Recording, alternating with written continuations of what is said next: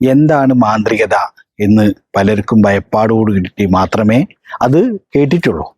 ഈ മാന്ത്രികത എന്ന് പറയുമ്പോൾ, മന്ത്രവാദം എന്ന് പറയുമ്പോൾ അതിൽ പ്രധാനമായിട്ട് നമ്മൾ ചിന്തിക്കേണ്ടത് എന്താ വെച്ചാൽ, സ്വയം നമ്മൾക്കൊരു വിഷയം വന്നു, നമ്മൾക്കൊരു പ്രശ്നം വന്നു, നമ്മൾ ഒരു പോലീസ് സ്റ്റേഷനിൽ ഒരു കേസ് കൊടുത്തു, അല്ലെങ്കിൽ ഒരു കോടതിയിൽ പോയിട്ടും നമുക്ക് വിധിയാകാത്ത ചില കാരണങ്ങൾ ഉണ്ടാവും, ചില പ്രശ്നങ്ങൾ ഉണ്ടാവാം. അതിനാണ് ആചാര്യന്മാർ പണ്ട് കാലത്ത്, നമ്മളെ പൂർവീയ ആചാര്യന്മാര് സന്യാസിമാര് കണ്ടുപിടിച്ചത് ഈ മാന്ത്രികത. കാരണം അതിൽ വിധിയായിട്ടില്ലെങ്കിൽ ഒരുവന് വിധി കിട്ടാൻ, നീതി കിട്ടാൻ മാത്രമാണ് ഈ ഒരു മാന്ത്രികത എന്ന് പറയുന്ന ഈ സംഭവം കണ്ടുപിടിച്ചത് തന്നെ. പക്ഷേ ഇന്ന് പരമാർത്ഥമായിട്ട് പറയുകയാണെങ്കിൽ കേരളത്തിൽ സംഭവിച്ചു കൊണ്ടിരിക്കുന്ന പ്രധാന കാരണം എന്ന് പറഞ്ഞാൽ, ഇതിനെ വെച്ച് ചൂഷണം ചെയ്യുക, ഇതിനെ വെച്ച് മുതലാക്കുക. അതായത് തൻ്റെ ബിസിനസ്സിലുള്ള ആൾക്കാരെ, തൻ്റെ കൂടെ ജോലി ചെയ്യുന്ന ആൾക്കാരെ, തൻ്റെ വീടിൻ്റെ അകത്തുള്ള അയൽവാസികളെ, ഇവരെ നശിപ്പിക്കുന്ന രീതിയിലുള്ള മാന്ത്രികപരമായിട്ടുള്ള കാര്യങ്ങളാണ് ഈ മാന്ത്രികപരമായിട്ട് ചെയ്ത് മറ്റുള്ളവനെ നശിപ്പിക്കാം എന്നുള്ള ഒരു ഉദ്ദേശശുദ്ധി ഇപ്പം നടക്കുന്നുകൊണ്ടിരിക്കുന്നുണ്ട്. അത് ചെയ്തു കൊടുക്കാൻ അനവധി കർമ്മികളുമുണ്ട്. ഇതാണ് ഏറ്റവും വലിയൊരു സംഭവം. അപ്പം മന്ത്രവാദം എന്ന് പറയുന്നത്, ഞാൻ പറഞ്ഞല്ലോ, ഒരു സാധാരണക്കാരൻ നീതി ലഭിച്ചില്ലെങ്കിൽ അയാൾക്ക് രക്ഷപ്പെടാൻ, വിജയിക്കാൻ വേറൊരു വഴിയില്ലെങ്കിൽ പിന്നെ അതിൻ്റെതായ ഒരു രൂപം, അതായത് നമ്മൾ രക്ഷപ്പെടാനുള്ള, മുന്നോട്ട് പോകാനുള്ള ഒരു വഴിയാണ് ഈ മാന്ത്രികത എന്ന് പറയുന്നത്. അല്ലാതെ മറ്റൊരുവനെ നശിപ്പിക്കാനുള്ള ഒരു ആയുധമാക്കരുത് എന്ന് ഞാൻ ഇതിൽ പറയുകയാണ്. കാരണം ഒരുപാട് ആൾക്കാർ അത് ചെയ്തുകൊണ്ടിരിക്കുന്നുണ്ട്. അതാണ് ഏറ്റവും വലിയ ഒരു സങ്കടം, ഒരു മഹാവിഷമം എന്ന് പറയുന്നത്. ഇത് വെച്ച് ദുരുപയോഗം ചെയ്യാൻ ഒരുപാട് ആൾക്കാർ ശ്രമിച്ചുകൊണ്ടിരിക്കുന്നുണ്ട്. അനവധി ആൾക്കാർ ഇത് കാശ് വാങ്ങുന്നുണ്ട്, എന്നിട്ട് ചെയ്തുകൊണ്ടിരിക്കുന്നുണ്ട്.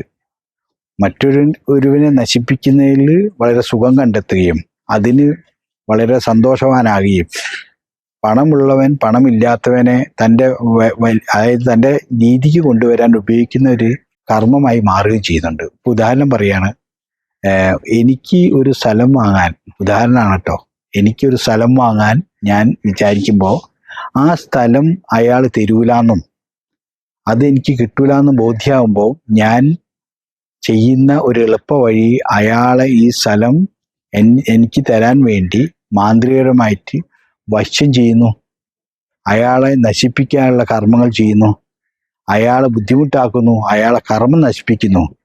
അയാൾ ആ കർമ്മത്തിൽപ്പെട്ട് വിഷമിച്ച് പ്രസംഗത്തിൽപ്പെട്ട് ഉയർന്ന് പിന്നെന്തു ചെയ്യുന്നു, ആ സ്ഥലം എനിക്ക് തരാമെന്നാക്കുന്നു. ഇതാണ് ഏറ്റവും വലിയ സങ്കടം.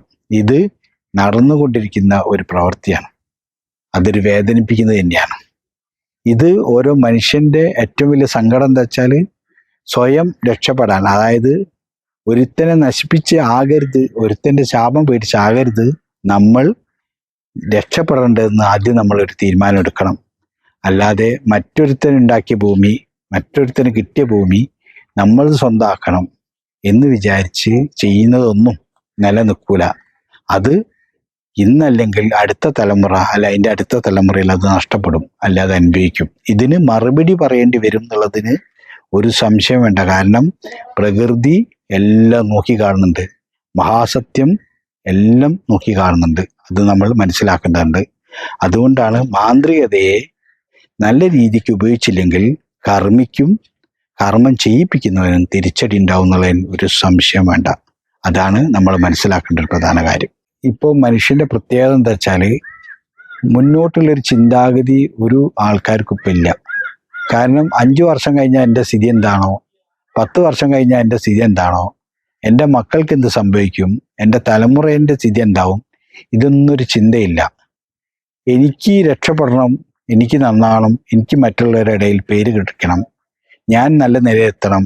അപ്പം പണം ഉള്ള ആൾക്കേ ഇന്ന് നിലവിലുള്ളൂ എന്ന് പറഞ്ഞ മാതിരി പണം ഉണ്ടാക്കാനുള്ള തത്രപ്പാടിൽ തൻ്റെ കൂടെയുള്ള ആൾക്കാരെ ദ്രോഹിക്കുന്നതൊന്നും മറന്നു പോവുകയാണ് ചെയ്യുന്നത്. അപ്പം ഇത് നേടിയെടുക്കാൻ വേണ്ടി എളുപ്പമാർഗം ഈ രീതിയിലാണ് അവലംബിക്കുന്നത്. അത് മഹാ തെറ്റാണത്. കാരണം അത് ചെയ്തു കൊടുക്കുന്ന പല കർമ്മികളും, ഇപ്പം എൻ്റെ അനുഭവത്തിൽ തന്നെ ഇങ്ങനെ ചെയ്തു കൊടുക്കുന്ന കർമ്മികളുടെ അവസാനം കൊഴുത്ത് നരകിച്ച് ചത്തതാണ്. ആ കർമ്മികളൊന്നും ഇവിടുന്ന് കൊണ്ടുപോയിട്ടില്ല. മാത്രമല്ല അവരെ മക്കളൊക്കെ നരകിച്ച് ജീവിക്കുക തന്നെയാണ് ഇപ്പോഴും ചെയ്യുന്നത്. കാരണം എന്താ വെച്ചാൽ ഇവര് കാശിന് വേണ്ടിയിട്ടാകാം ചെയ്തു കൊടുത്തിട്ടുണ്ടാകുക, പക്ഷേ ഈ കാശ് ഇവർക്ക് അനുഭവയോഗമാകുന്നില്ല എന്നുള്ളത് മനസ്സിലാക്കേണ്ടത് തന്നെയാണ്. അത് പ്രധാന കാര്യമാണ്. അത് നമ്മൾ മനസ്സിലാക്കി മുന്നോട്ട് പോകണം. അടുത്ത തലമുറയ്ക്കും നമ്മളെ മക്കൾക്കും നല്ലത് വരണം എന്ന് വിചാരിച്ച് നീങ്ങിയാൽ ഭഗവാൻ നമുക്ക് നല്ലതേ വരുത്തുള്ളൂ.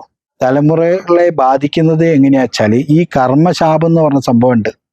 ഇപ്പോൾ ഒരാൾ നല്ല രീതിയിൽ ജീവിക്കുന്ന ഒരാള് അസൂയാവഹമായിട്ട് അയാളെ നശിപ്പിക്കാൻ മാന്ത്രികത ഉപയോഗിച്ചിട്ടുണ്ടെങ്കിൽ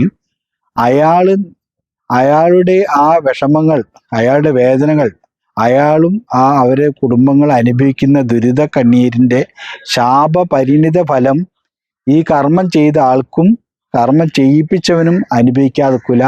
അത് തന്നെയാണ് കർമ്മ, അത് തന്നെയാണ് സത്യം. അത് ഇന്നല്ലെങ്കിൽ നാളെ അനുഭവിക്കും. അത് ഒരു മഹാസത്യമാണ്, അതിൽ നിന്ന് ഒഴിഞ്ഞു പോടാൻ പറ്റൂല. പക്ഷെ ഇതൊന്നും നമ്മൾ ആരോട് പറഞ്ഞിട്ട് കാര്യമില്ല, ഇതൊന്നും ആരെ തലയിൽ കയറൂല. കാരണം ഇന്ന് ജീവിക്കണം എന്നുള്ള മൈൻഡാണ്, നാളെ എന്നുള്ളത് ഒരാളും ചിന്തിക്കുന്നില്ല.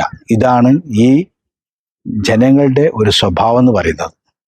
പണം ഉണ്ടാക്കുക, ഞാൻ എന്തു ചെയ്യും, എന്ത് അധക്രിയം ചെയ്യുന്നുള്ള ഒരു മനോഭാവം, ഒരു ടെൻഡൻസി മനുഷ്യന്മാരുടെ മനസ്സിൽ കുടിയേറിയിട്ടുണ്ട്.